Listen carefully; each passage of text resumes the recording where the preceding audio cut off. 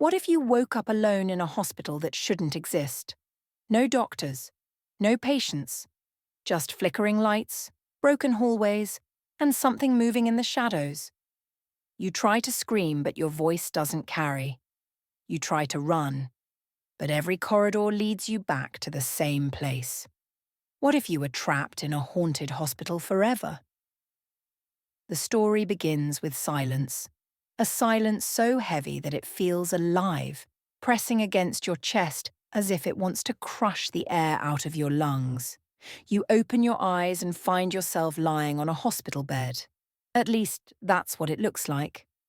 The sheets are stained yellow and brown. The mattress is torn open in places, spilling stuffing like intestines.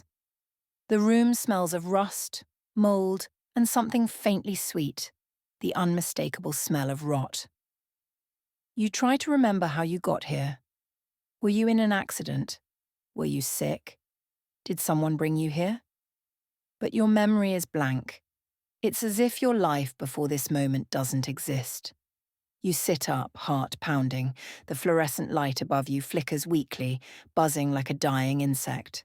Every time it dims, the shadows in the corners of the room seem to shift, as if they're breathing. You push yourself out of bed and stagger toward the door. The hallway outside stretches in both directions. The walls are cracked, the paint peeling away in long strips like old skin. The floor tiles are smeared with stains you don't want to identify. You take a cautious step forward. The sound echoes too loud for a single footstep. It feels as if the building itself is amplifying your presence. Then you hear something else. Footsteps, not yours. They come from somewhere deeper in the hallway, slow and deliberate, a steady rhythm, as though someone or something is following you. You freeze. The sound stops. You call out, "Hello!" But your voice sounds small, broken, like it doesn't belong to you. The only answer is a sound you can't mistake, a scream. It rips through the hallways, shrill and echoing, bouncing off the walls until you can't tell where it's coming from. And then, silence again. You begin walking, determined to find an exit. But the more you move, the stranger everything becomes. The hallways don't make sense. Turn left, and you find yourself back where you started. Turn right, and you pass the same door again. Every door you open leads to the same room, the patient room where you woke up. Only, something's different. On the bed lies a body. Your body. At first, it's motionless, pale as marble, lips blue with death. But each time you return, it looks worse. Bruises spread across its skin. The chest rises and falls with shallow, rasping breaths. And the eyes, closed at first, are beginning to twitch. Soon they'll open. You're not alone anymore. The air changes. The temperature drops, a coldness that seeps into your bones. And then you see it. At the end of the hallway, a figure stands. It wears a doctor's coat, crisp and white despite the filth of the hospital. But where its face should be, there's nothing. Just darkness, shifting like smoke, swirling endlessly as though it's trying to form features but never can. It doesn't move. It doesn't need to. Because somehow, it's watching you. When it finally steps forward, the sound of its shoes clicking against the tiles is impossibly loud. And then, it speaks. Not with a voice, not with sound, but inside your head, whispering your name. You run. You don't care where the hallways take you anymore, as long as it's away from that thing. But the building is alive. The walls stretch. The doors vanish. The ceiling lowers until you feel like you're crawling through a coffin. Every hallway leads back to where you started. Every escape attempt only takes you deeper inside. You pass rooms filled with horrors, beds covered in restraints, stained with blood, wheelchairs rocking back and forth by themselves, X-ray screens that flicker to life displaying skeletal images that aren't human. And worst of all, the whispers.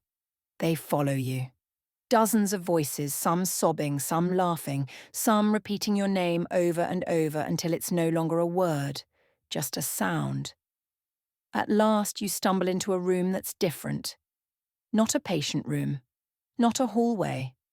This one looks like a morgue. The walls are lined with steel drawers. Each one hums with a faint vibration. You can hear what's inside them. Scratching, tapping, faint knocking sounds as if the dead within are trying to get out. On the far wall you see a mirror. At first, it shows only your reflection, but then something changes. Your reflection doesn't move when you do. It just stares. Its skin begins to rot, its eyes sink into its skull. And then, slowly, it smiles. That's when you realize the truth.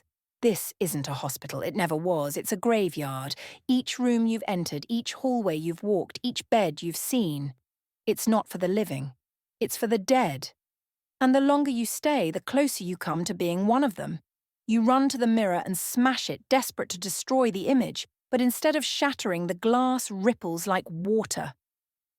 A hand shoots out, your hand, only colder, bloodied, lifeless. It grabs you, pulling you closer. Behind you, the faceless doctor approaches. The whispers grow louder. Every drawer in the morgue bursts open. Pale, skeletal hands reach out, clawing, grabbing, desperate for you to join them. You fight, you scream. But the strength drains out of your body, the cold spreads, filling your veins. And just before the mirror swallows you whole, you hear the doctor whisper one last time. You've always been here. So what if you really were trapped in a haunted hospital forever? Would you fight until your last breath, clinging to the hope of escape? Would you accept your fate, lying back on the bed and letting the darkness claim you? Or would you go mad, wandering the endless corridors until you forget you were ever alive at all? The truth is, maybe there's no difference. Because in this place, every path leads to the same ending. And the only patient here is you.